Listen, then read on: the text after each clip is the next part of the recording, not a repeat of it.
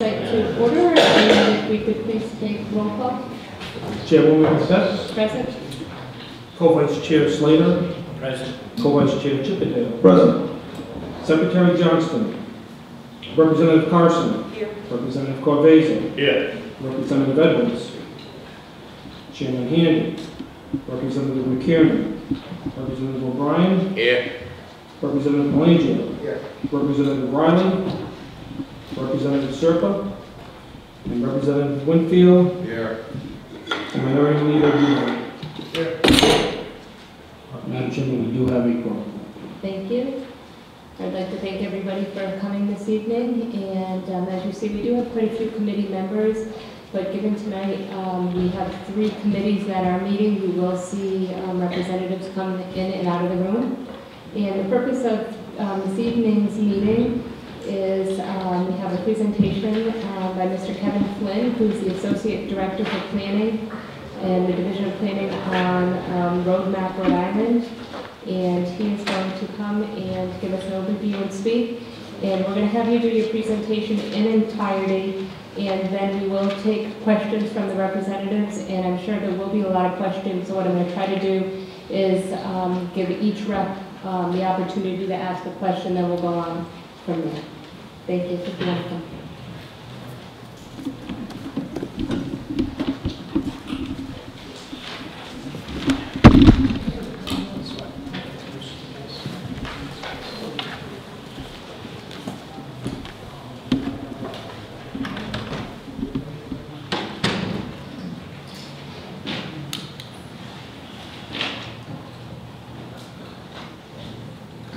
Madam Chair, members of the committee, my name is Michael DeBiase. I'm the Director of Administration. I also serve as the Chair of the Statewide Planning Council. The Division of Planning is part of the Department of Administration. It's been part of the Department of Administration for about 40 years. And so Kevin Flynn, who ably leads that division, reports to me. So I thought it would be useful for me to just make some brief introductory remarks and then leave it to Kevin to go through it, if that's okay with me. Even though I've been in the role for only 3 months, I have been aware that there's some controversy around the Rhode Map plan, so I've been able to learn that. And, I must say that I don't fully understand that controversy. There is nothing particularly new or sinister about this process or about this plan. I think one of the remarkable things is that the plan involves more public input and engagement than has ever been done before. The plan and the related plans are required by long-standing state law, required by federal law. They are necessary for cities and towns to access federal grant dollars. They actually represent updates of existing plans. The plan itself, the roadmap plan itself, actually, if one can go through it, has a lot of very important data and a series of recommendations. I would say that if you look through those recommendations, by and large, they reflect consensus views of policymakers of probably a very wide political persuasion. I think it'd be hard to quarrel with the great majority of the recommendations contained.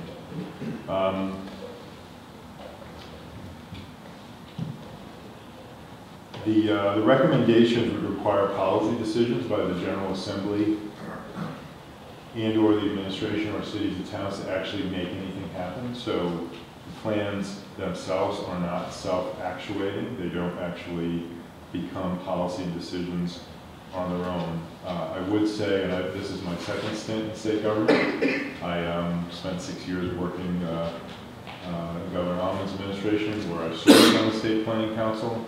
And I can say, since that time and through this time, Rhode Island has pursued a consensus model with its cities and towns with respect to planning.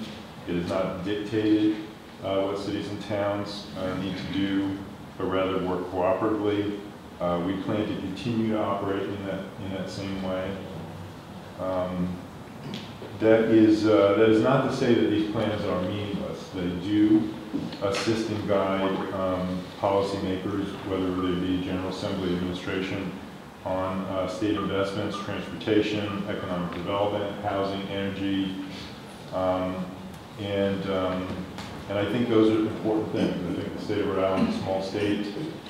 We're not going to be successful unless we're planful and deliberate in how we use our resources, how we develop our state. We don't have a lot of natural resources. We don't have a lot of land. We have a lot of challenges. So I just wanted to give some introduction. I'll leave it to Kevin to do the presentation, but I'm happy to take questions at this point as well. I do have one, and it's just a clarifying question. You said that this is what you're going to be discussing isn't self-actuating, that it needs General Assembly approval? Am I correct in that, or did I? It needs, in order for it to make things happen, it needs a policy decision by someone other than Kevin Flynn, the Division of Planning. So whether that be the General Assembly, whether it be the governor, the administration, or cities and towns in their authority to do things. Obviously, we make transportation improvements, we make those plans. There are many other things that state government does through the authorities granted by the General Assembly that don't require specific approval. So the state guide plan would help to guide those things, but they do not dictate what those decisions will be. Thank you. Question? Through the chair. Yes, Nice to see you back, by the way. Thank you. Does the current administration endorse this plan? I would say that the administration has not taken action in terms of a full endorsement of everything in this plan, but in reviewing the plan, I think you would see a great many things in this plan that are reflected in the governor's budget, or policy pronouncements, her agenda, her policy positions. So I do think it reflects a great deal, but to answer your question directly, no, the governor has not made an official endorsement of this plan. And I'm not sure if that's either necessary or part of the process to do so. But through the budgetary process, there are some elements that reflect Rhode Map RI. Absolutely, and that doesn't necessarily mean that they were caused by this plan. This plan reflects a lot of input and a lot of policy positions that have existed for, I think, a long period of time. Thank you, Madam Chair. What elements in the budget reflect this plan, whether they were intended to or not? Can you give some examples? I think obviously there's a lot of pieces in here, but I know workforce development is one area in terms of trying to have a more integrated and comprehensive plan. Certainly the education improvements and investments in education, which are kind of broad policy statements. There are other job training initiatives.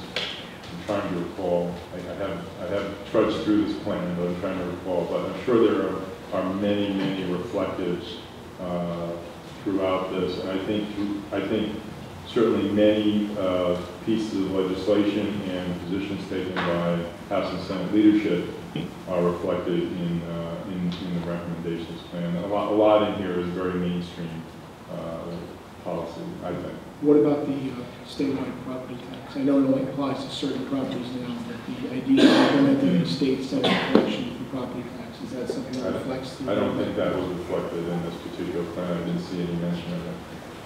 Not specific. Thank you, Madam Chair. Mr. Hughes, thank you very much. I just want to go back a little bit on to what Chairman Beth had asked about relative to the self-actuation.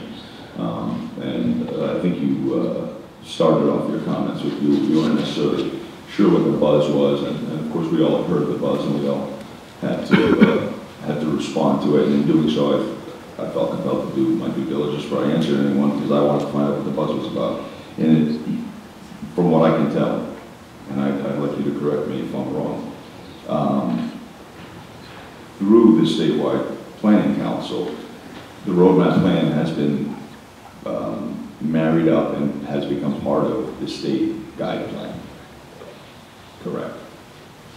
I believe that's the case. Okay.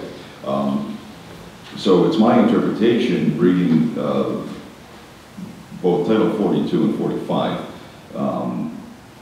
that anything that's in the state guide plan must become part of the comprehensive plan of each of the 39 cities and towns. Is that correct?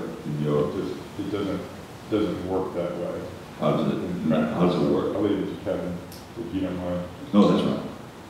I actually do address that in my presentation if you want Sure, to we can get to that. hold off, absolutely. Follow up afterwards. Absolutely. Okay, happy to do that. I think we're ready for your Okay, I'm presentation. ready too. Thank you, Mike.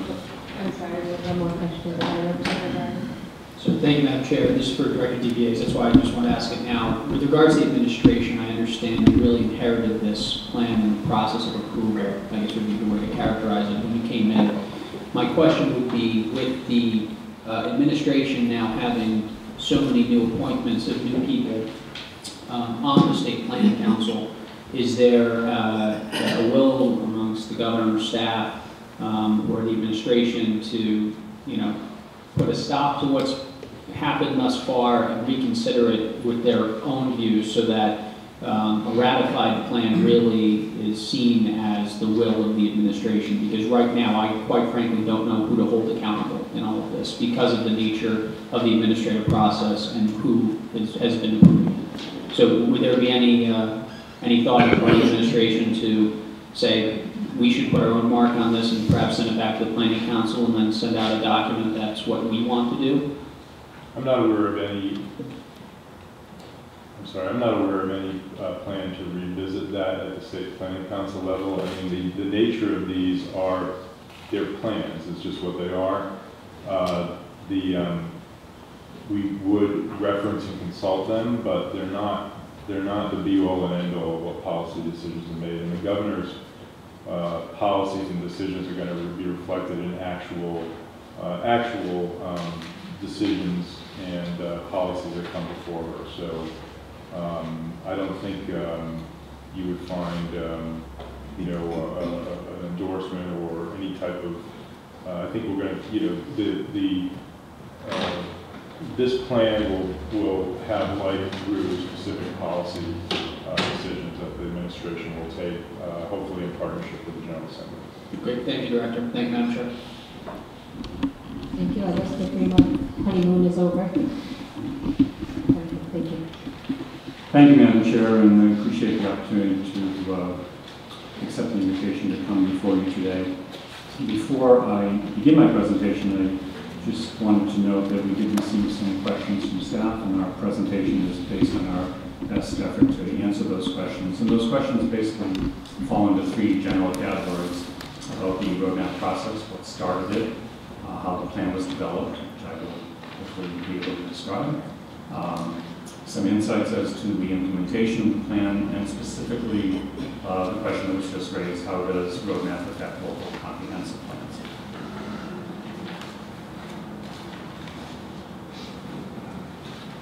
And I believe you all have handouts that you can follow along on the screen as well. So the main points that I would like to make, the overarching points about roadmap, is that this process is one that's required by statute, approached and completed according to the statutes that have been passed by the General Assembly. But the process has not changed any of the framework for planning, land use, and zoning in Rhode Island that's been established by the General Assembly. The funding sources that contributed to this effort have not imposed any new requirements on us or on any plan progress. The plans are updates of routine, long-standing documents, examples, economic development and housing. We've had economic development plans and housing plans for years. The resulting plans are models for communities and agencies of state government to consider and follow, as they have been for years. The plans are necessary for Rhode Island municipalities to continue to access millions of dollars in grant funding, and specifically the analysis of impediments to fair housing, which is still in draft. community development block grant funds, a process that has also been ongoing for years. We've had the community development block grant program nationally for 40 years. Last year, 32 of 33 eligible communities received grants. And the planning process, as the director mentioned, is the most extensive public engagement process that we've ever conducted in the division of planning. Having said that, I will acknowledge that no process is perfect. Not everyone in the state of 1 million people can be reached, but we did more toward that than we've ever been able to do before. So why do we plan? Where does the authority come from? The authority to plan comes from the General Assembly. And this part of statute that establishes the statewide planning program, I think, is important, so I'll read it. The General Assembly finds that the people of this state have a fundamental interest in the orderly development of the state. The state has a positive interest and demonstrated need for establishment of a comprehensive strategic state planning process and the preparation, maintenance, and implementation of plans for the physical, economic, and social development of the state. The continued growth and development of the state presents problems that cannot be met by the cities and towns individually and that require effective planning by the state. And state and local plans and programs must be properly coordinated with the planning requirements and programs of the federal government. So continuing on in terms of the basis in the statute for planning, the comprehensive planning, switch the slide.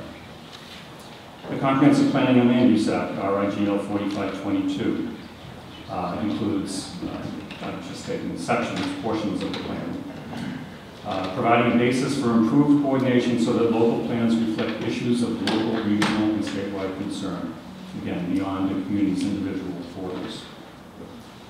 Plans should form a basis a rational basis for fiscal development and avoid conflicting land use regulations and decisions.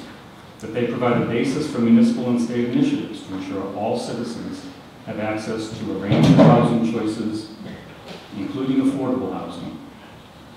That plans should recognize and address potentially conflicting land uses as well as shared resources and encourage cooperative planning efforts by municipalities across community boundaries. And the plan should ensure consistency of state actions and programs with municipal comprehensive plans, and ensure that state goals and policies are reflected in municipal comprehensive plans and state guidelines.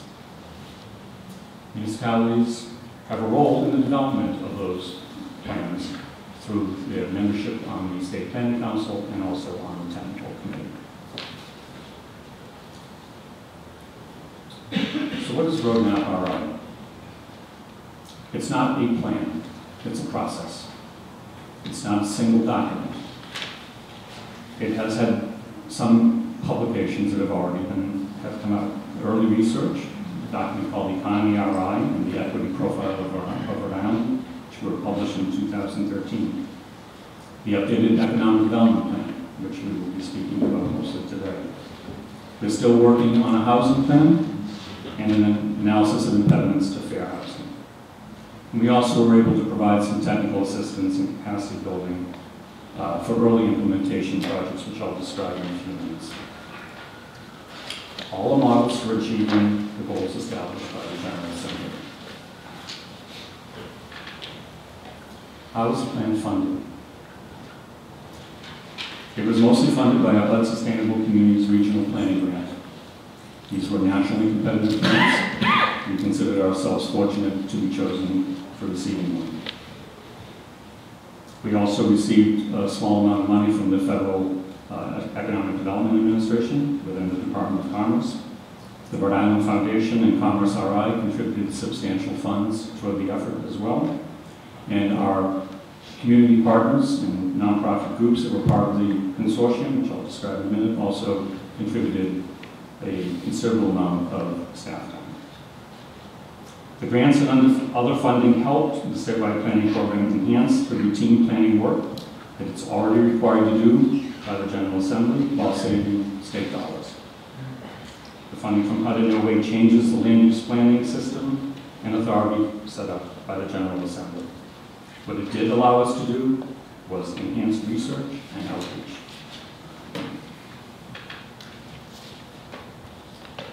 Who was involved in the process? We had a governing consortium from the beginning of this process, an advisory body, because ultimately the State Planning Council is the body that approves the plan, not the consortium. This body oversaw and managed and governed grant activities. We started with 19 members. It was expanded over the course of the first 6 months or so to 32. It had 7 state agencies: RIPTA, DOT, DEM, EDC or Commerce, Department of Health, Department of Administration, and Rhode Island Housing. It consisted of 9 municipalities: Providence, Pawtucket, Warwick, Cranston, East Providence, Newport, North Kingstown, Westerly, and Burrillville. Together, those communities represent over half of the state's population. We had 10 nonprofit organizations: AARP, the Association of Independent Colleges and Universities, Community Action Partnership of Providence, Housing Works, the Newport Chamber of Commerce, the Rhode Island Black Business Association, Save the Day, Rhode Island Local Initiative Support Corporation, Grossmont Rhode Island, and Rhode Island Legal Services.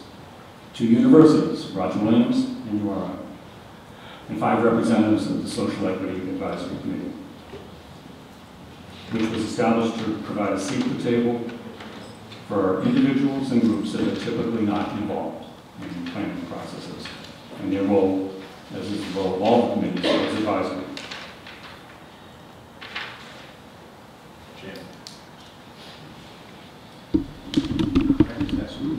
I think we all have questions. I know I have a list of them, so I would rather have them keep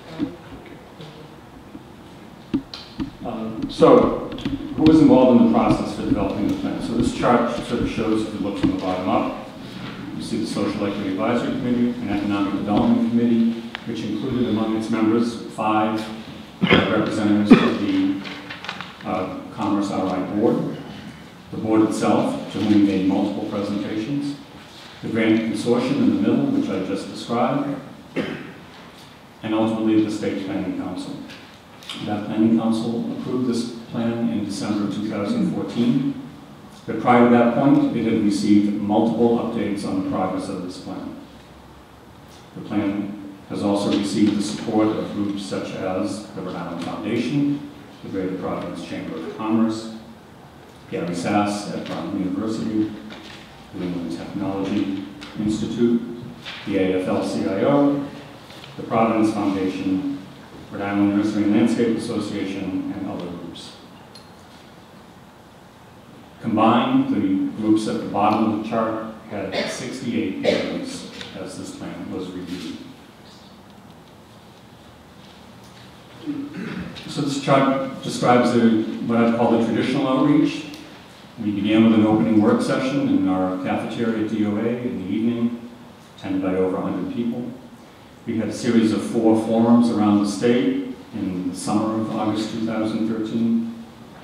We went back around the state with 6 forums in the spring of 2014 to basically let folks know, here's where we think the plan is going, what do you think? We also included the data plan survey, which we received multiple responses on, and the formal public hearing process took place in October of 2014. We're required to have 1, we had 2, and the plan was passed in December of 2014 by the council in the unanimous vote. But we had additional outreach beyond what I would call the traditional outreach. With the help of the Rhode Island Foundation and Commerce RI, over 200 business leaders in the state convened over a series of workshops in the fall of 2013.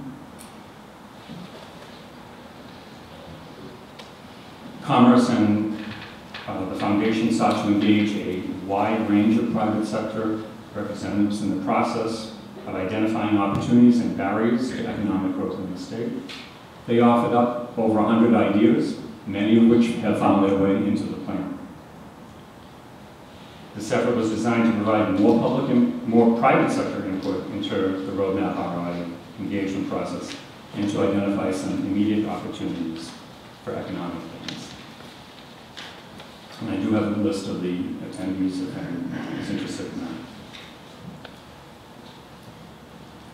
We did additional outreach to a number of groups. I won't go through all of these groups, but just to point out some of the groups that we had focus groups or one-on-one meetings with. Folks like the Rhode Island Builders Association, the Rhode Island Concours, Rhode Island Community Food Bank, Rhode Island Development Disabilities Council, Coalition for the Homeless, the League of Cities and Towns, several communities as well.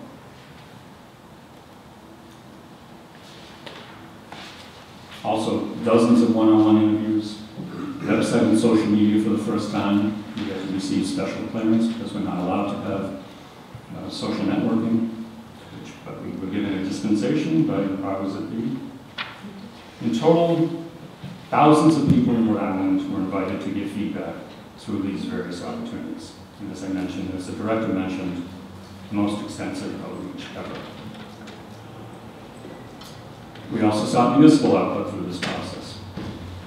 Municipal council members, planning and zoning boards, conservation commissions, town planners were included on all public announcements, somewhere between 15 and 20 different times. 9 municipalities served in the consortium. 8 others have received direct technical assistance through our work so far, including Smithfield, Richmond, Middletown, West Warwick, Central Falls, Pawtucket, North Kingstown, and Bristol. Combined, we had public forums, open houses, and workshops were held in 19 of the 39 cities and towns in the state, so almost half. We also did a session at the Rhode Island League of Cities and Towns annual conference. We offered direct forums to any municipality who was interested. 5 took us up on the offer: Central Falls, East Providence, Westerly, West Warwick, and Woonsocket. We also participated with Commerce RI's urban communities meetings. We had meetings with House and Senate staff at the beginning of this process. We made several presentations to the General Assembly committees, including the Housing Oversight Commission, which is a joint committee. We did an open house here at the State House in May of 2014, where we tried to grab anyone who might walk by that we could engage in the process. General Assembly and Congressional staff delegation received all meeting announcements and materials shared with the consortium.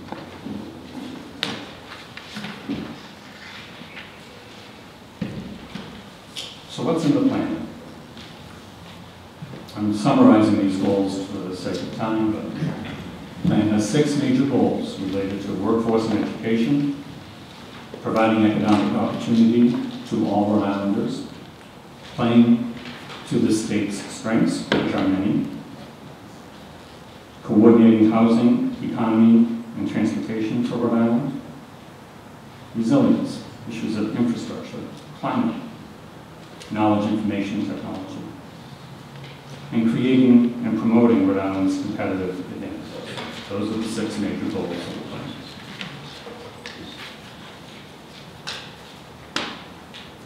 In terms of implementation, there's no hard and fast implementation timeframe in any statewide plan. These plans have guides. Timelines, we do have a series of initiatives at the end of the plan that are a summary of the goals, policies, and strategies within the plan. They do include high, medium, and low importance and timeframes, but they're our best guess. They don't mandate that anyone do anything, frankly, in terms of implementing them. All of those strategies identify a lead partner and supporting partners. Obviously, anything that would require statutory action requires the action of the General Assembly. Act that's in the plan doesn't make it law. Ultimately, implementation of any plan strategy is up to the governor, this body, cities and towns, other state agencies, in a manner they choose and a time frame that they choose. Some examples of early assistance through this process we were able to give to cities and towns. We're wrapping these up right now. The towns of Bristol and North Kingstown were both looking for assistance of how they could streamline their local permitting processes. Commerce RI wanted to establish a one-stop online portal for Latino businesses, which is a growing part of this state's economic fabric. Navigant Credit Union was looking to create a collaboration with the Center for Women in Enterprise to conduct one-on-one assistance to small business. Small businesses are the backbone of our economy. The Governor's Workforce Board sought program and performance evaluation for their innovation partnerships. And Rhode Island Housing was looking for assistance on how to develop a draft model of inclusionary zoning. This is based on changes in the statute passed by the General Assembly last year.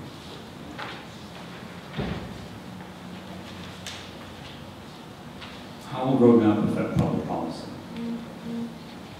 A state guide plan is where the state lays out its vision for the future and policies to reach that vision. It's meant as a model to guide municipalities in developing their own policies. A guide plan is just that, a guide. The plans developed through Rhode Map have the same public policy impacts as elements of the state guide plan have always had, and hopefully serve as a positive model for municipalities. The General Assembly has declared that comprehensive planning is a fundamental interest of the state. And the law that created and supports the guide plan ensures positive physical, economic, and social development of the state. Rhode Map is part of a long-standing tradition established by this body. We work within those statutes.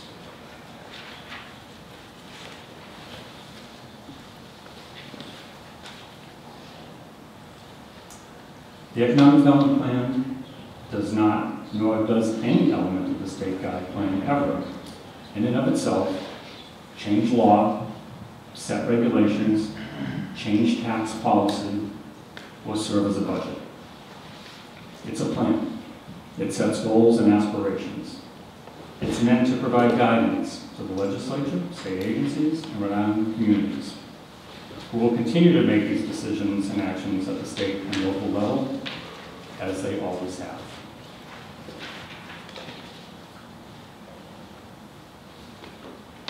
What agencies have to comply with the Economic Development Plan? There's only one, and it's Commerce RI. That is also established in statute. The Economic Development Plan and all state guide plans serve as models of best practice. Implementation at an agency level, and we work very closely with other state agencies, is most usually accomplished through collaboration, often through regular dialogue with the State Planning Council. And most of the agencies that would be referenced in this plan are members of the State Planning Council and voted on this most recent plan.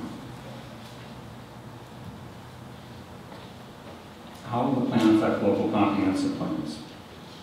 Again, to quote from statute, the continued growth and development of the state presents problems that cannot be met by cities and towns individually and that require effective planning by the state. So by statute, all municipalities are required to develop a comprehensive plan and submit it to the state. State-approved plans must embody the goals and policies of the state. And within this document, just the goals and policies of that plan, but also have strategies that are consistent with those goals and policies. Those are up to the communities to come up with. The benefit for having a state-approved plan is that once the state does approve your plan, state agencies are bound to make their actions consistent with that plan.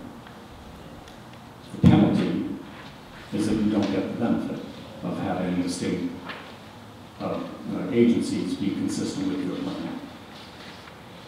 We've recently reviewed plans for South Kingstown, Warwick, Providence, North Providence.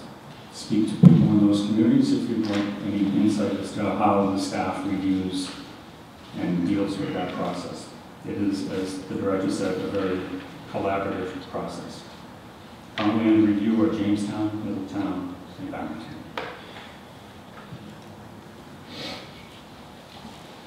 How does the Rhode Map plan affect local affordable housing requirements? The Economic Development Plan does not make any changes in local affordable housing requirements, nor would any plan be able to. The draft housing plan will acknowledge, likely, will certainly acknowledge the General Assembly's direction in affordable housing requirements as described in 4553. That's the foundation for the work on that plan. That statute requires that affordable housing be addressed in the housing element of the municipality's comprehensive plan.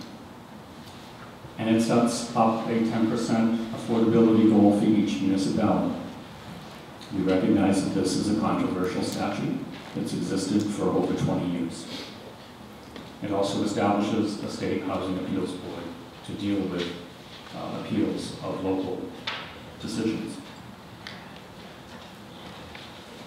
The housing plan may make suggestions and recommendations regarding affordable housing requirements, but only the General Assembly has authority to change those requirements. The Housing Act of 2014 Implementation Oversight Commission is charged specifically to make recommendations to the General Assembly on any changes to that law, and the housing plan hopes to inform and support that process.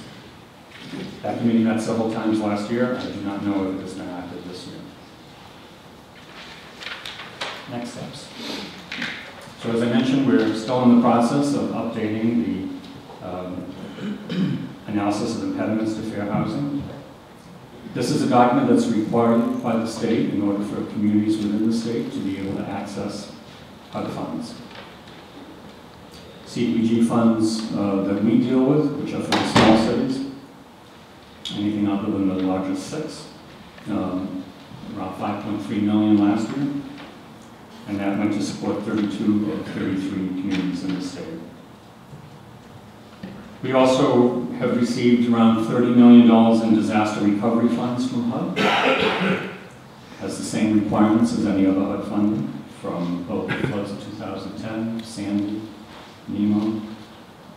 Should also point out that in the last 5 years we've received over $38 million in funding from the Economic Development Administration. And as I mentioned earlier, this plan serves as what UDA refers to as a comprehensive economic development strategy for the state. When they review applications, they'll be looking for a place in this plan where an application can show consistency. We're also working with Rhode Island Housing on their consolidated plan submission, which will be done this summer. That's an annual work program that the state must submit in order to access HUD, CDBG, and home funding. And we're also working on a housing plan that's a required element of the state guide plan from the General Assembly. So I'll finish where I started. Our work and process is based on the statutes that we have on the books today. These plans don't change those statutes, cannot change those statutes. These plans are updates of routine, long-standing documents. Funding sources have not imposed any new requirements on these plans. The resulting plans are models for communities and agencies to consider and follow, as they've been for years. And the planning process included the most extensive engagement that we've ever been able to undertake. And with that, Madam Chair, I'm happy to answer any questions of your committee. Thank you. Before I open up the questions, I just have one clarifying question for you. In the beginning of the presentation, you said this is not a plan, but then throughout the presentation, you call it a plan. So can you clarify what's not a plan and then what is a plan? Okay. Rhode Map has been called the plan. Rhode Map is the process to develop the plan. The Economic Development Plan is actually titled Rhode Island Rising, a plan for people, places, and prosperity. So the Rhode Map process will have 3 major documents that will come out of it. That's one. The housing plan will be another one, and the analysis of impediments to fair housing will be a third one. So they'll all have separate titles, but Rhode Map is the process. It's the brand, frankly, that we gave the process. The original application was called the HUD Sustainable Communities Grant. Thank you. Representative Corvese, thank you for waiting. Oh, you left. Thank you. Well, hopefully you'll be back. Questions? Vice Chair Chickendale. Thank you, Madam Chair. Thank you, Mr. Flynn, for the presentation. just want to go back to the question that I had posed to Mr. DeVies relative to Article 45 and the interpretation that the state guide plan must be adopted by the communities. I don't think that's quite accurate. Comprehensive plans. Well, how is it inaccurate? Well, the communities don't adopt the state guide plan. So the state guide plan serves as the basis that we review when we review their comprehensive plans. The various elements of the state guide plan are the documents against which we review their plans.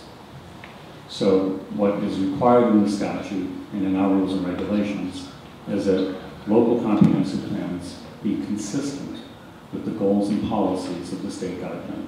So consistency is a bit of a fuzzy word, I will admit. But if you look at the goals and policies, many of them, particularly in this economic development plan, for instance, ones that relate to workforce training, they're simply not relevant to city and town comprehensive plans. So what we would do when we review the plans, and what we always do, is look at the plan that the community submits and determine whether we have any areas where we feel the plan is inconsistent with the stated goals and policies of the plan. I will tell you that that happens very seldom. In many cases, for instance, if we have a policy to promote food production, let's say, well, a city like Central Falls is probably not going to be able to do a whole lot in the area of food production. That's an example. We have to be conscious of the differences in every community as we review their plans against the elements of the state guide plan, if that makes any sense. It does. I'm just a little confused because you stated that the individual cities and towns' municipal plans, their comprehensive plans, must be consistent with the state guide plan, which is simply another way of saying what I asked in the question. Consistent with the goals and policies, which are state very guide plan. general. And in many cases, particularly in the economic development plan, won't really find a home in a local comprehensive plan. So if there are actions that the state should undertake, as has been a place in the plan, city and town would not be required to undertake those actions. So now the state guide plan would be the overruling plan that they would have to refer to. So a city or town would no longer be able to make their own decisions relative to planning and zoning in their own towns. They would have to make sure it's consistent with Rhode Map or with the state plan. That has always been the law. And just to answer your question about zoning, we don't review zoning. Right, but as part of planning in towns, that includes zoning, that includes all sorts of We don't things. review or comment on. So, just so I understand the timeline, the HUD Sustainable Communities grant that you had signed and filled out was back in November 2011, correct? Yes, that's right. And the division at that point was working on the putting together a group of people to work on the plan. The legislation that you have referred to from the General Assembly that gave the authority or the mandate to do what was done actually started off as an economic development piece of the legislation. That's how it was framed, that's how it was asked, and that's how it was written. Somewhere along the line it was changed to include social equity, and that made its way all the way down through the plan. Is that a fair assessment? Well, the authority to do plans, are you referring to the 2013 statute 4264-17? Yeah. The authority to address economic development has existed long before that statute. Okay. So that goes back, I don't even know how many years. When that statute was passed, and I know there's a lot of confusion about this, we were already underway in our process. I believe the General Assembly was aware that we were underway in that process. I would assume that that is why the date of October 31st was put in that statute for us to deliver a plan for consideration in a process that would then begin this year. So this statute sets up a body called the Economic Development Planning Council. This is a body that does not exist in the state right now, and I do not believe it's been appointed.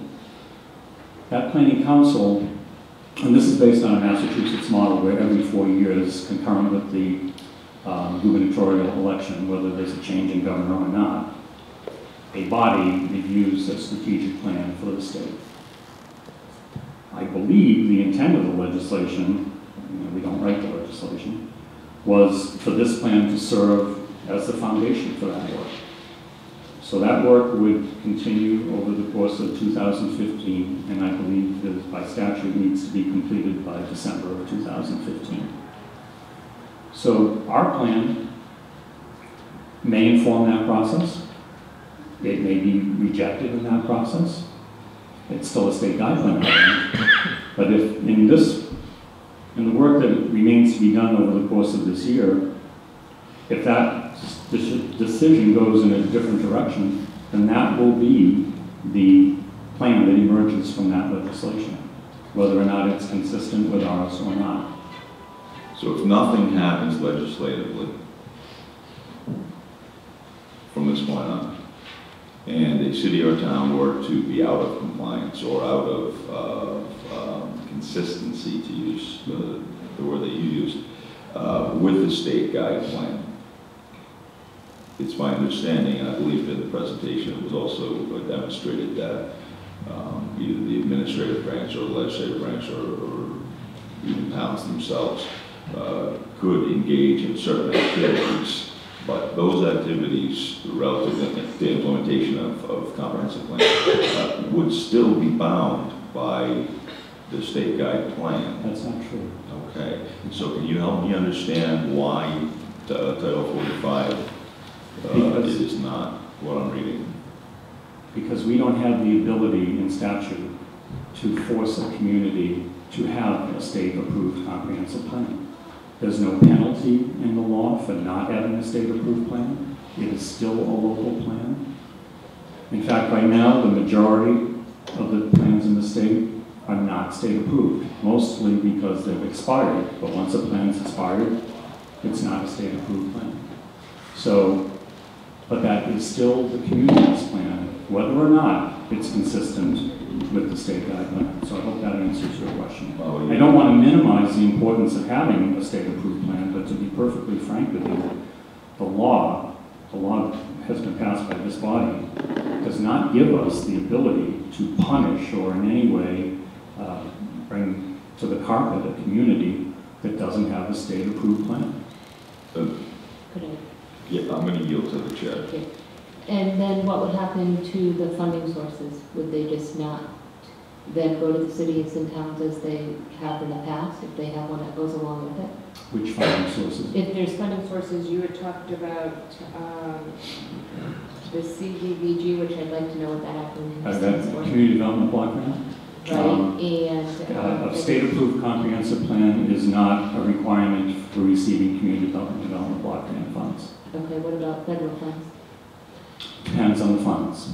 In terms of the state-approved plan, there are no federal funds that are dependent on having a state-approved plan. Okay, so if a town does not have a plan that mimics or goes along with the state one, there is absolutely no financial ramifications for that. That's true. Yeah, as I mentioned, the only thing in the law that's in the law, again, the law that has been passed, is that once a plan is approved by a community and approved by the state, that it does bind the actions of state agencies to be consistent with that state-approved plan. In other words, we say that if we've approved the plan and the state agency were to propose something that would be inconsistent with the plan, that would not be allowed in law. There is an appeal provision of that to the State Planning Council, which in my tenure has never been exercised. But that's the only carrot, if you will, that's in statute about having a state-approved comprehensive plan. And I'm sorry, but if it's not approved, then what? It's the local plan.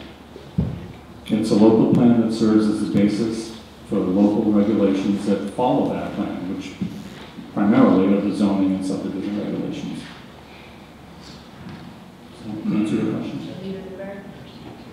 So, just so I can follow up on this, what is the downside of not having a state-approved local comprehensive plan? What's the point? Why are we even going through this exercise at the local level?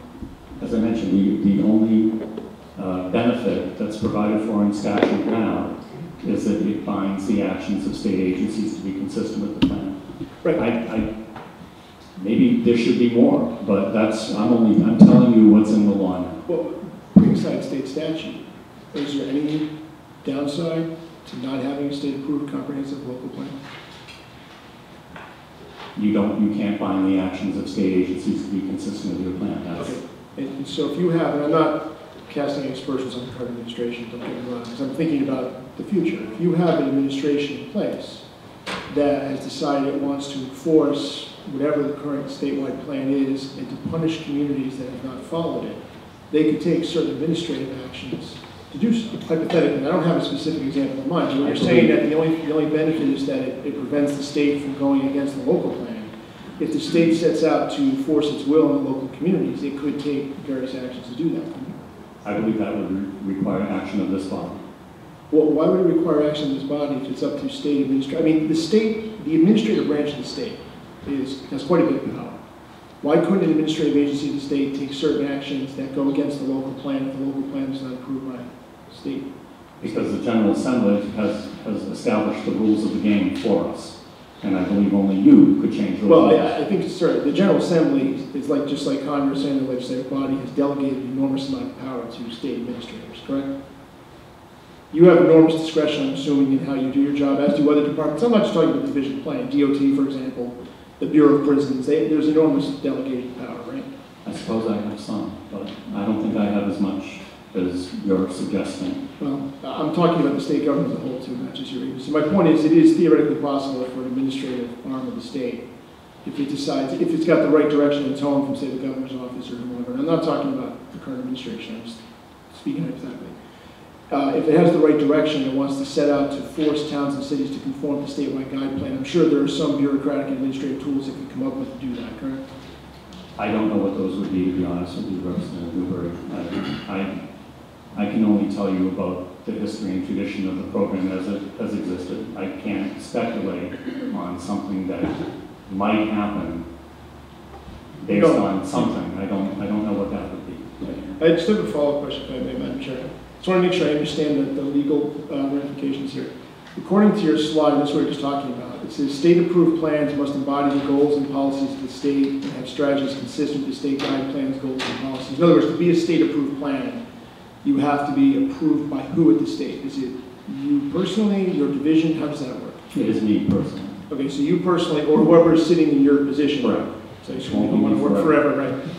Whoever is in your position then has the sole discretionary authority to approve a local plan, and you're going to make that decision based on whether or not it conforms with the statewide guide plan, which is what we're really talking about here, correct? That is what the law states, yes. Okay. And then I'm looking at, I don't know if you have this in front of you, but the certification that you signed back on 2011, October 5th, 2011, when you made the application to HUD, one of the checkboxes says that the applicant is at the state of Rhode Island? Yes. The applicant's proposed activities either directly reflect the livability principles cited and contained in HUD's general section for the fiscal year 2011 NOFAs. What does NOFA stand for? Notice of funding availability. Okay. Or will result in the delivery of services that are consistent with the goals of the livability principles. So it's fair to say that when you sign this, you were certifying that the eventual statewide plan will comply with the livability principles that are dictated by HUD. Is that fair? That's fair. Okay, so in doing this, you're binding the state to follow the federal government's livability principles and put those in the statewide plan, correct? Well, actually, the 6 livability principles themselves are not in the plan, nor does HUD review the plan for its content. I know, but you're certifying that the applicant's proposed activities either directly reflect the livability principles, et cetera, or will result in the delivery of services that are consistent with the goals of the... In other words, whatever HUD's livability principles are, and they can change from administration to administration as well, but whatever HUD's livability principles are, you're certifying this application that the statewide guide plan that will be adopted will reflect those principles, correct? And those principles themselves are very consistent with our foundation of statute in the state. No, I'm just trying to get to the legal chain here. I know there's been a lot of debate and criticism about the specific details of Rhode Map, and I'm not getting into that. I just want to understand what the legal mechanism here is. If I read this correctly, HUD will issue livability principles that you, on behalf of the state, I'm not singling them out, but you, on behalf of the state, are certifying will be reflected in the statewide plan. And then you have sole discretion to determine whether the local comprehensive plans are consistent with the statewide plan, meaning you essentially have sole discretion to determine whether the comprehensive plan of, say, the town of North Smithfield is consistent with HUD and livability principles. That's how this is set up. I think you are drawing a connection that is not in the law. It may not be in the law, but it's in your certification. Does this certification mean anything? I don't think it means as much as you might think it means. I think the livability principles, the livability principles, let me just go through them, they're very short. And I think entirely consistent with state statutes and state policy. 1, provide more transportation choices. Promote equitable, affordable housing. Affordable housing is mentioned at least 5 or 6 different places in state statutes. Enhance economic competitiveness. Support existing communities. Coordinate policies and leverage investment. Value communities and neighborhoods. I don't quite understand what the smoking gun is on those principles. I think they are quite consistent with the goals and policies that the state has had for many, many years. If I'm incorrect in that, I stand corrected. But those specific principles are so vague, I think we can read it. Probably don't mean much. My point, though, is that's what's currently on the books at HUD. They could change those principles if they wanted to.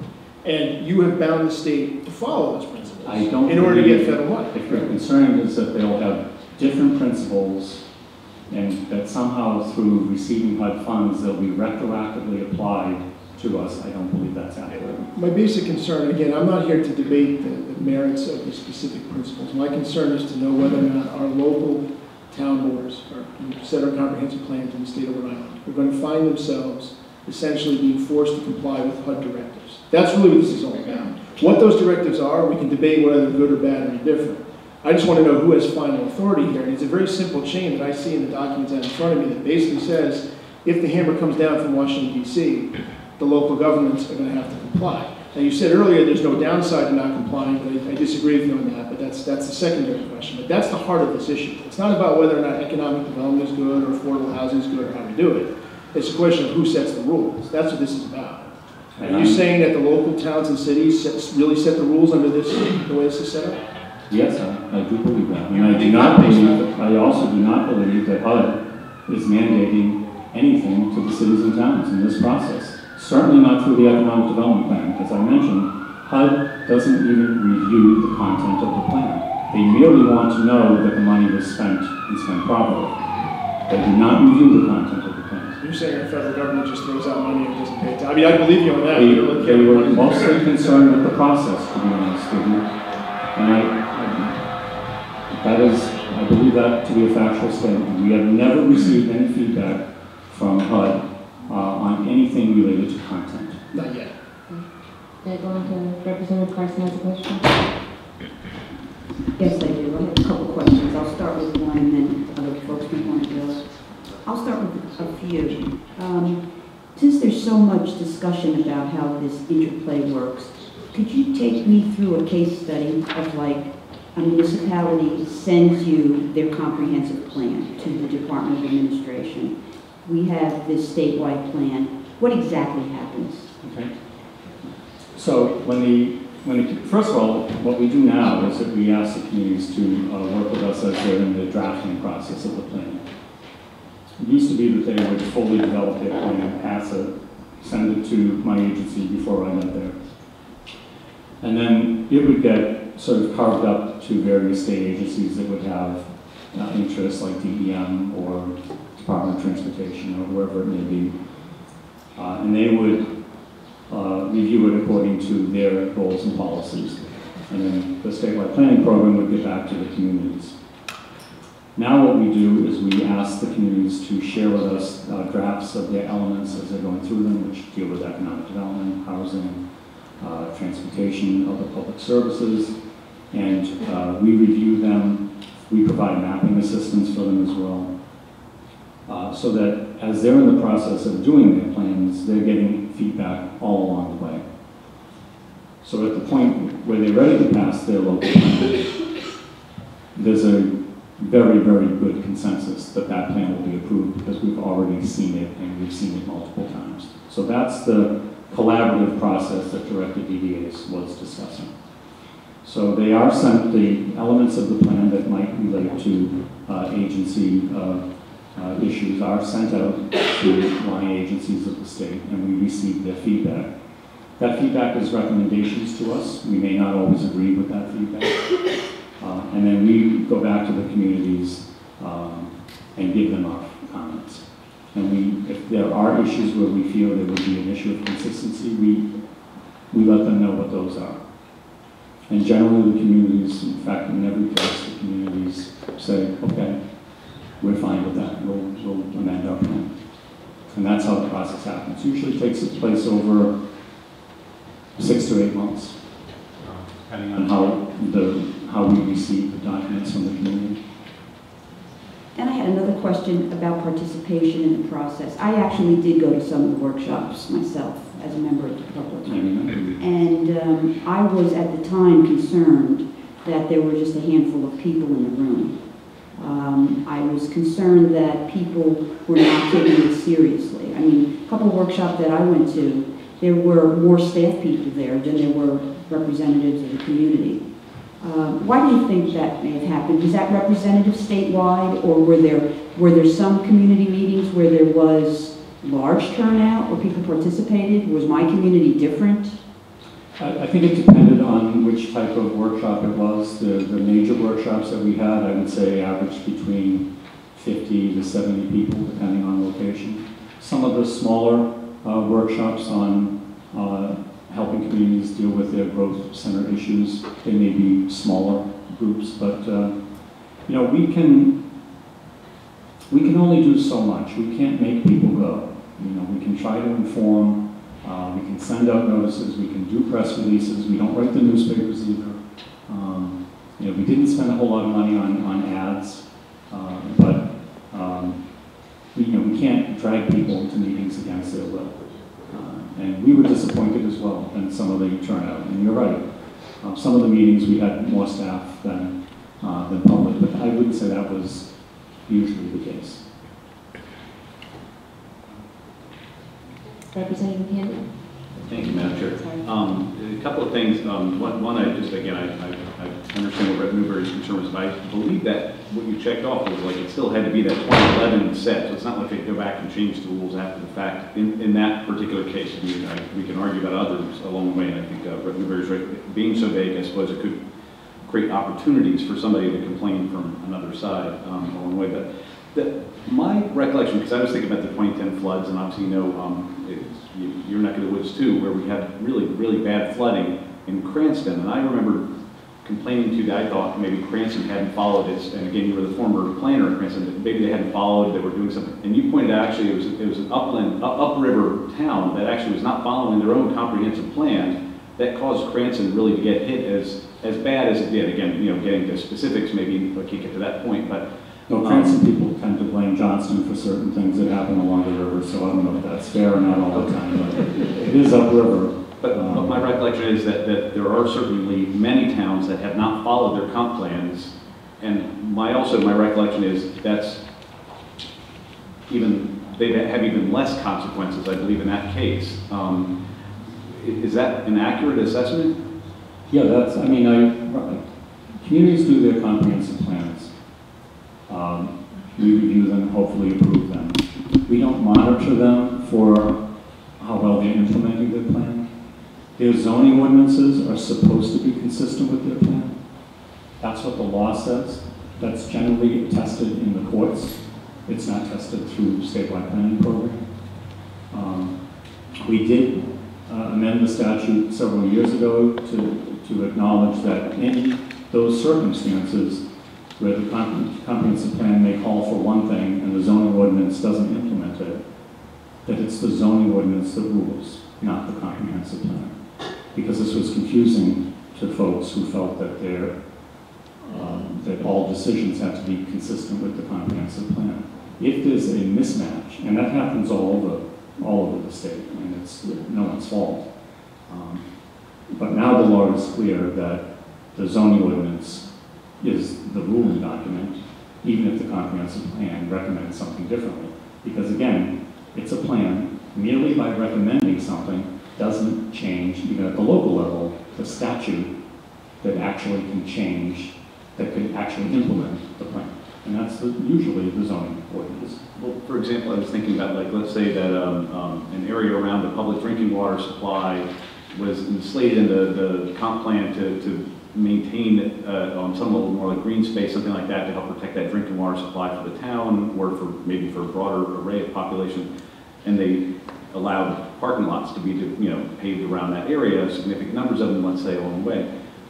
Your discussion about the state needing to match up with their comp plan. If their comp plan was approved, the state still would want it matching up with that comp plan and all the other circumstances along the way. I mean, imagine maybe that drinking water supply might run into the town. Well, there may be a state regulatory handle on something like that as well.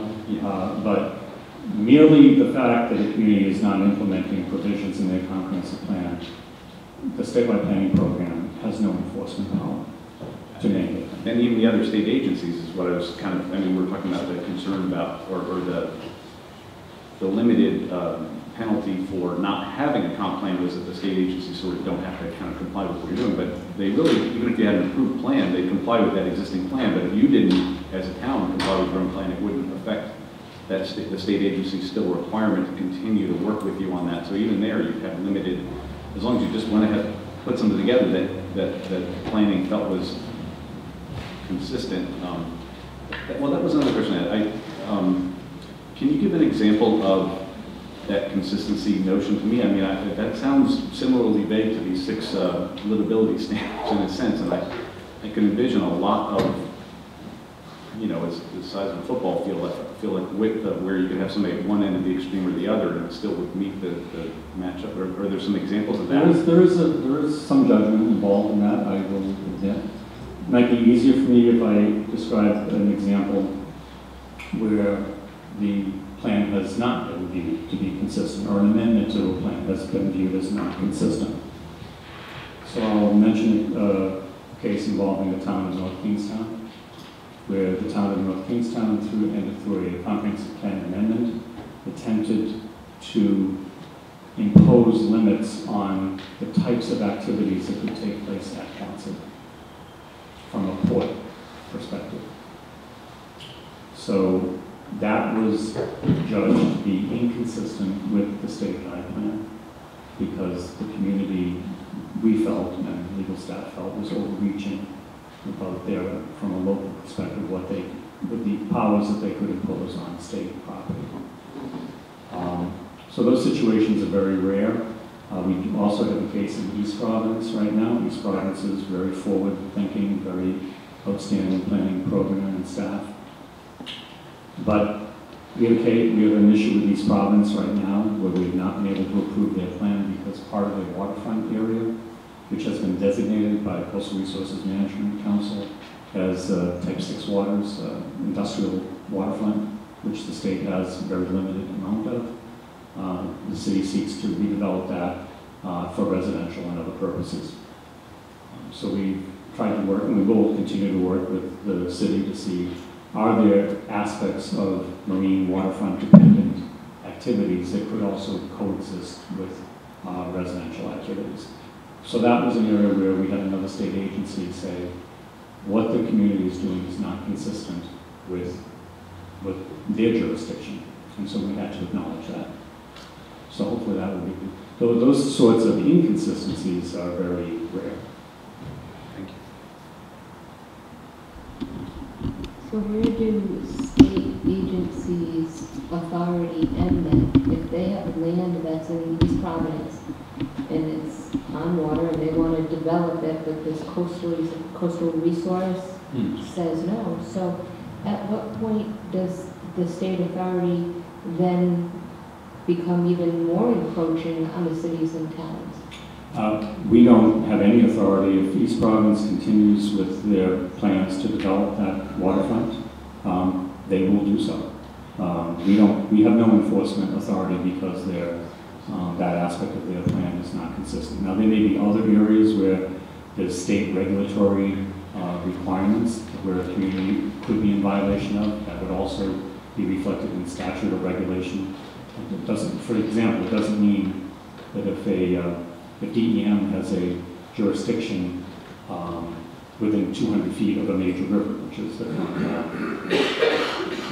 and that nothing in what the local community may allow would prevent DEM from seeking to stop that development within the jurisdiction. They have that authority. Okay, so then going back and kind of piggybacking on Representative Newberry's comments, and then you brought up the 6 livability principles. Yes. And number 4 was supporting existing communities. Mm-hmm. I had asked earlier about federal funding, and right here on number 4, supporting existing communities, the first bullet is target federal funding towards existing communities. So if a town does not have a comprehensive plan that's approved by you, then there is the option to not target federal funding to them, correct? Given that this is part of the 6 livability principles that they would not possibly be following. Well, there's always the option when there's funds at stake to be targeted either one place or another. There's always discretion as to where those go. But the mere fact that that's not reflected in the community's comprehensive plan would not be the deciding factor on that point. But you are the deciding factor on that, from what I understand? You have the authority? Not on all federal funds, absolutely not.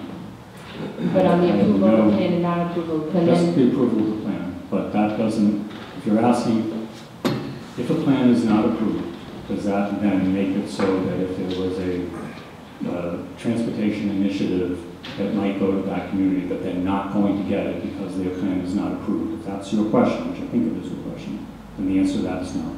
If the plan doesn't go along with these? That would not be the deciding factor as to whether they receive that funding. Yes. It would be a factor, correct? I don't believe so, no. So what's the point of it? I mean, if this plan has no teeth, no power, no nothing, which is what I'm hearing from you, why are we even here? Why are we doing a plan at all? You asked me to come, so I don't mean to pick on, I'm sorry, but if you're sitting here telling us that this plan, essentially, if we ignore this plan, nothing happens. So why are we spending all this time, federal funds, and everything else on the plan? I don't, to be honest with you, I don't understand the angst about this issue, to be perfectly blunt with you. I am telling you the truth about what the powers of the statewide planning program are. I don't have the ability to create powers that this body, this larger body, does not give. That is just, I'm giving you my perspective of the lay of the landscape. No, I understand. I guess maybe it's a rhetorical question. All I'm saying is, I've sat here for the last hour, and I'm listening to you explain that there's this plan, and that this plan guides the local plans, but if the local plans don't comply with it, nothing happens. I disagree that nothing will happen, theoretically, but that we talked about that earlier. You're telling us there's no teeth in it, nothing happens. We're spending all this federal money from HUD, but the guidelines are so vague that HUD has, you're telling me it doesn't matter, they've always been in place, there'll be no repercussions if we don't follow those. So why don't we just eliminate the Department of Planning? I don't know, I'm not trying to single out your job, sir. Why do we have a Department of Planning if it doesn't mean anything? That's my question. Maybe it's a rhetorical question, I'm not trying to put you on the spot, but there is a lot of angst about this, for the reason I think we tried to articulate. And if you're saying there's no point to any of it, maybe we should just cancel the hearing, get rid of Rhode Map, and save the state some money. Amen. This body has said that planning is important, and our efforts to coordinate activities that are important to the state, the cities and towns are important. We try to do that in a collaborative process. I think that is important. day, if a community does not have a state-approved plan, neither now nor ever has there been a financial or other consequence to that. That doesn't mean that issues of statewide importance are not important. They are important.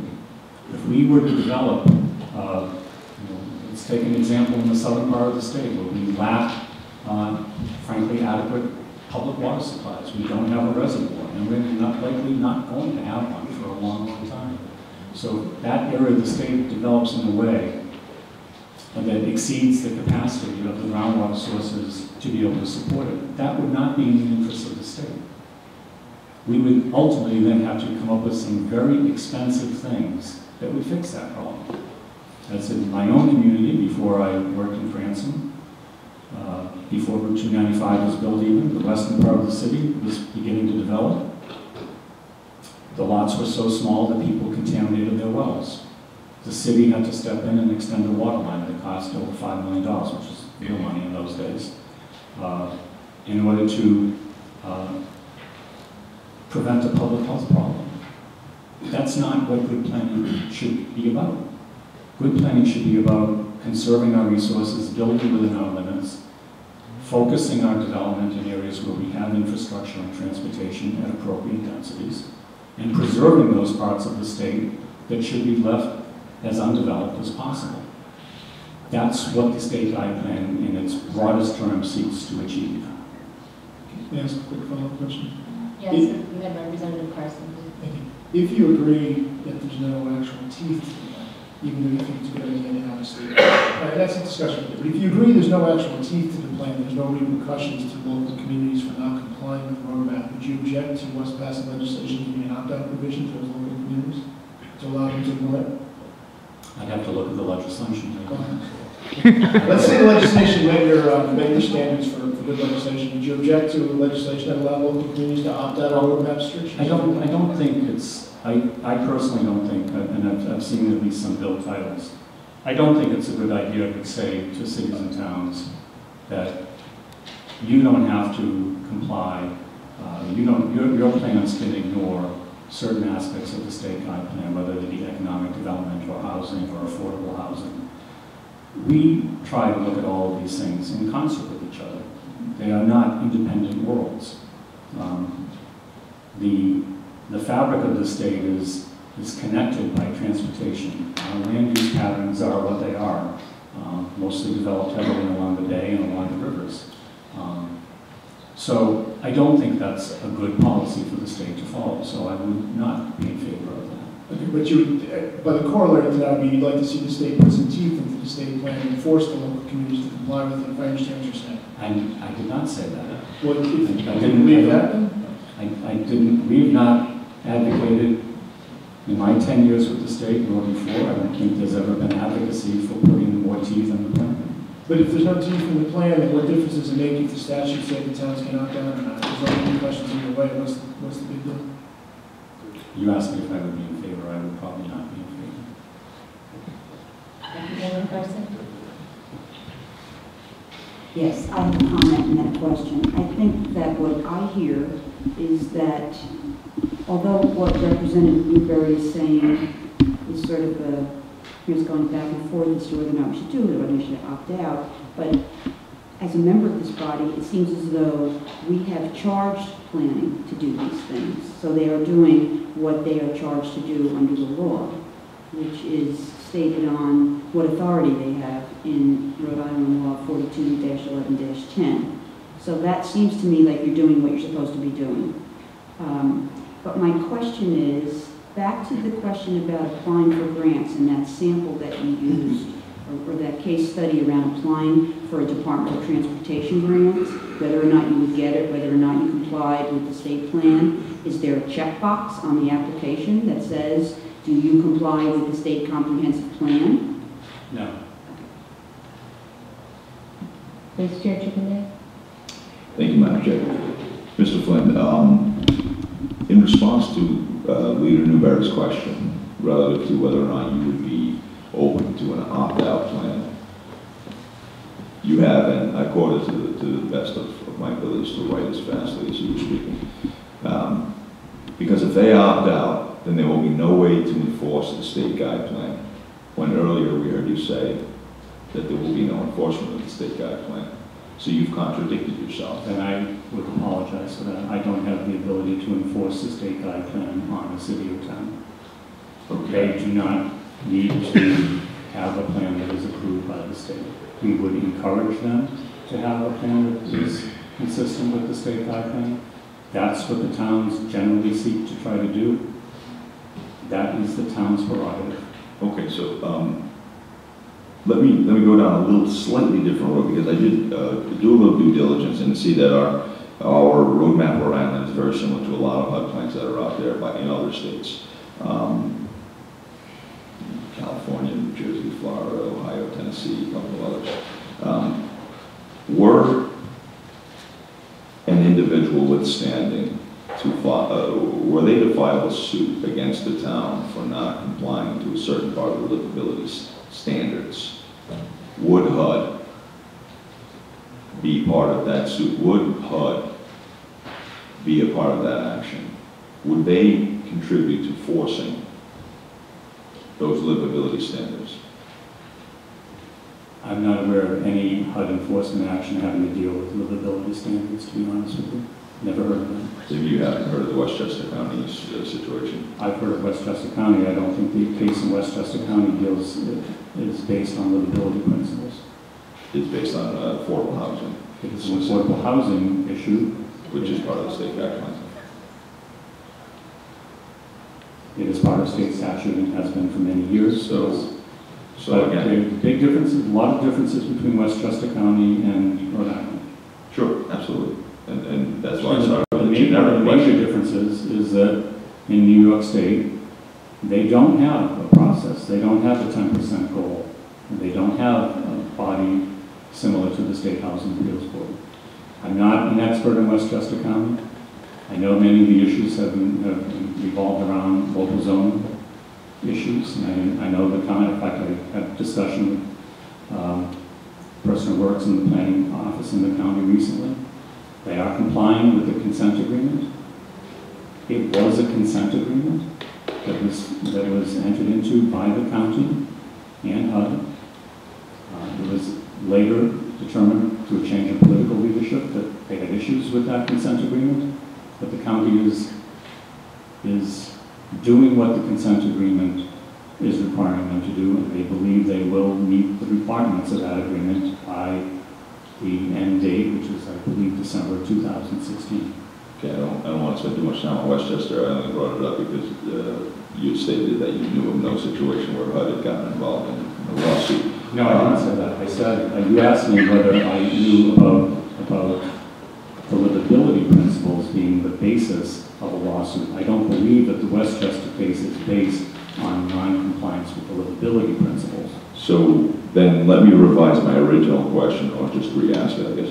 The applicant's proposed activities either directly reflect the livability principles cited and contained in HUD's general section, NOFAs, etc., that you did, in fact, earlier say that you signed, and that is part of the HUD blueprint, if you will.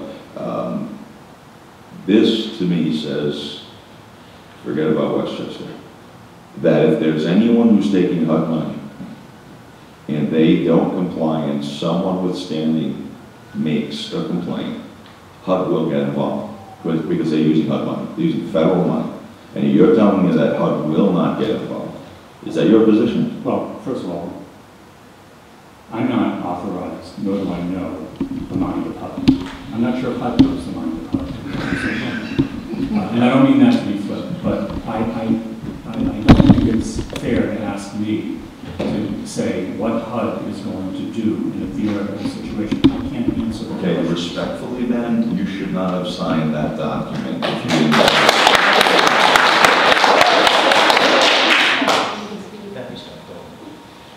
The point is, there are plenty of data to provide that HUD has the authority and has in fact exercised that authority through guide plans exactly like this, almost a blueprint of what we have in Rhode Island. I think it's disingenuous to say it has no teeth. Perhaps on the state and local side it does not, but it's incontrovertible that HUD has the teeth that you're saying the state does not. And begs the question once again, why did you get a $2 million grant to do this if it doesn't mean anything? I contend it means quite a bit, because on that line number 2, on the HUD application you signed for that $1.93 million, it states very clearly that in fact that they do require that. I disagree with your intention. It's in black and white, and you may disagree, but that's the angst, sir.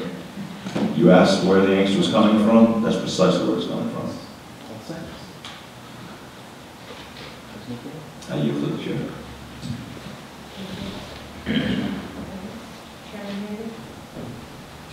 Thank you again, Madam Chair.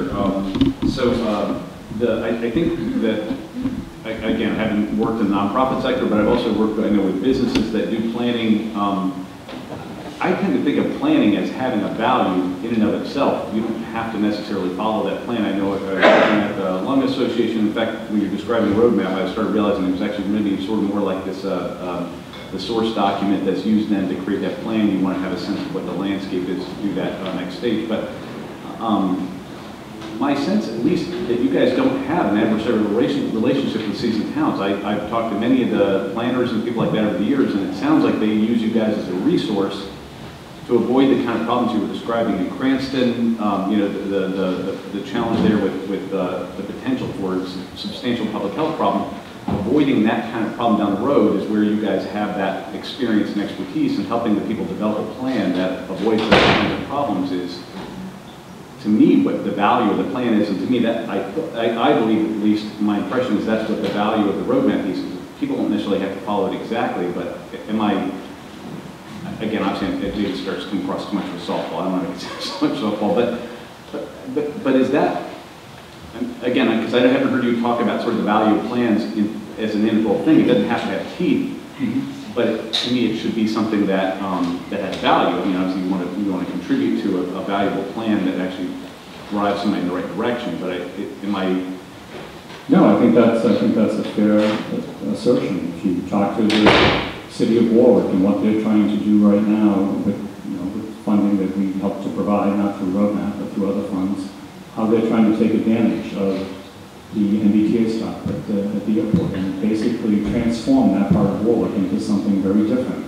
They're not doing that because we're making them do it. They're doing that because they have a public utility there that they want to capitalize on, and they want to make something different than what has existed there. And so that's where we provided technical assistance and other assistance to a city like Warwick. That's what we try to provide to other cities and towns in the state to the extent of our capacity to do so. And then I imagine, too, to a certain degree, again, this is where I was thinking about, you mentioned Johnston, and I mentioned there's other towns that are upriver of other towns, or upland of other towns, or upstream of other towns, however we want to look at it, that you're at least helping the towns understand the consequences of a plan that might damage somebody downstream in a irreversible fashion. So that cross, that interconnection, that intermunicipality, I guess you might almost call it,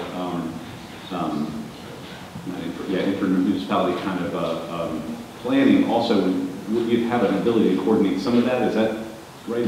Actually, the state statute does encourage cross-border communication between municipalities. By statute, they're required to notify adjacent communities when they do comprehensive plans or amendments. And if we felt there was an issue at a community board that we felt another community really needed to be aware of, we would do that, and we would inform that community if they didn't already know. Generally, the communities are pretty cognizant of what's happening around them. But somebody's going to build a car wash right next to your house or something, you want to make sure you know about it. You want to make sure that the town actually is going to set something there that's not too bad. Thank you. Any questions by committee members? Let me ask you this question. How, if you don't need to speak in specific terms, but how much money do we receive from HUD in the state of Rhode Island? Where are the grants? Are they municipal? Are they state? I mean, if we really have this concern about this checkbox and the imposition of some kind of standards for the money, who receives receives this money, under what circumstances, and what exactly is the risk of those recipients to be held accountable to you signing this checkbox? So the small cities money that 33 communities in the state compete for, it does vary, but let's average around $5 million a year. There's also home funds around another $3 or $4 million a year. The larger cities, the entitlement communities, which would be as small as Woonsocket, as large as Providence, we see between $700,000 a year directly from HUD without involvement of the state to around $5 million a year in Providence. So the economic development plan is not a factor in those funds. The analysis of impediments to fair housing would be a factor in those funds, which we are still working on. In addition, when we have issues like Hurricane Sandy, the floods of 2010, and if HUD comes out with funds to help communities, which we have right now, we're in the process of spending around $29 million.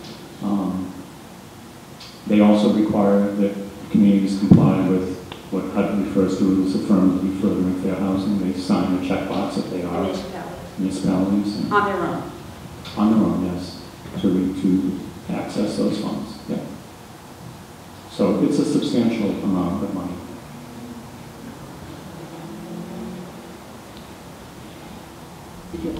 Yes. Thank you, Madam Chair. You mentioned Woonsocket, which was something that I have some notes on. Relative to some of the meetings that you all had in the development of Rhode Map, page 160 of the plan, and part of the presentation on November 12th, it was discussed what mechanisms would be used to remove local property tax levy caps as a tax tool when it comes to the funding of local growth center plans, which are a critical component of Rhode Map Rhode Island. So first of all, removing local property tax levy caps is concerning to me, and then especially when I think back on Woonsocket, which you mentioned, which as we know is very much involved with HUD. They've been in great distress, and now that town has a two-tiered tax system, which was imposed by HUD. It's destroyed the tax base, and frankly, Woonsocket, if not the most distressed community in Rhode Island, will certainly be number 2 or 3 on the list. I don't see any benefit to that city by taking advantage of HUD coming in and helping them. So why are we talking in the planning process of Rhode Map about lifting the cap on a tax levy? Okay, I don't have the plan in front of me. Does it say research or consider? What is the language exactly on that? You discussed removing the local property tax levy cap as a tax tool when it comes to funding. Those are from the minutes of the November 12th consortium meeting. This is an issue that came up, frankly, from communities who were concerned that the tax levy cap, which is not, it's the total amount that a community can raise, and it's regulated by state law, that the presence of that cap may serve as a disincentive to communities who might have areas to develop, but may not feel that it's worth it to develop because they can't get the revenue that they would typically get from that site because of the levy cap. So the levy cap is it's not about tax rates, it's about the total levy that the community has. And I believe the language of the plan says that this is something that should be considered and looked at. I don't believe the language that's in the plan goes anything beyond that. And this is something that frankly came through the process from municipalities, maybe not Woonsocket in this particular case, but from other municipalities. And I think if you talk to some of the city and town managers, although I don't know if anyone has at this point bumped up against the cap, it's something that they raised in this process. So we put that in the plan as something that needs to be looked at. That's all it is. So it's another vaguity, I guess, that's part of the vagueness of the plan that doesn't have the teeth. Well, I think that to point out that there are issues that need further research that perhaps would go beyond the scope of our ability to do is putting an issue on the table. That's all that does. Thank you. And I apologize if this is redundant, but am I correct that you said that there's nobody that monitors the implementation of these city and town plans? No one at the state level that monitors their implementation. Yes, that's true.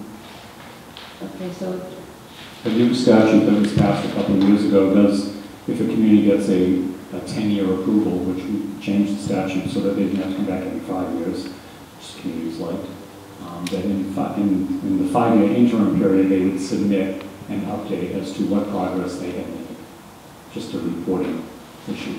But there's no one at the state, there's no one, to be honest with you, I don't have the staff to police that, nor do I have the authority in law to do it.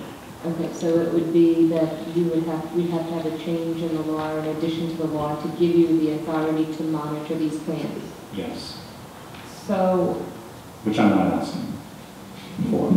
that's good. So if part of this plan that you look at and then you talk about the flooding and money comes in and it's part of that plan, is there any following whether that money is spent for what's in the plan or could it possibly? No, I'll give you an example in, actually in Cumberland, the Hope Global property. Hope Global, the town council recently passed a resolution to apply for, I believe, $1.5 million in federal funds through HUD, disaster recovery, in order to keep that company in Cumberland and not move and take the jobs with them. Okay, so that process has gone through, is going through HUD right now. There was no reference in reviewing that as to whether they had an approved comprehensive plan. That was a site that the town felt and we felt complied with the requirements of the federal statute that authorized the expenditure of those funds. We've worked with the town on their application to help them. They have great staff as well that have taken up the task, and that project is approved, and I believe the work has already begun to help that structure, which is in a floodplain, part of it actually in the floodway, be as resilient as possible for the inevitable future floods that will happen there. So, but if you're asking, in reviewing that, did we check to see whether they had an approved comprehensive plan or how consistent they were? The answer is no. In order to do that,